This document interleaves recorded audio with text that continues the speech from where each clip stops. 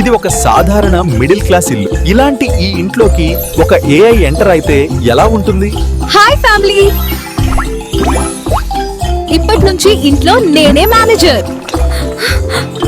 ఏంట్రా, నాకు చెప్పకుండా మేనేజర్ వచ్చాడా ఇంట్లో? అవును, నేనే. ఈ రిమోట్ కూడా ఇప్పుడు నీ కంట్రోల్లోనా? అవును.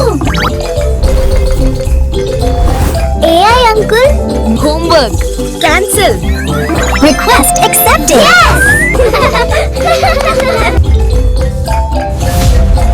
ఏఐ వచ్చాక ఇంట్లో ఎవరికీ కంట్రోల్ లేదు.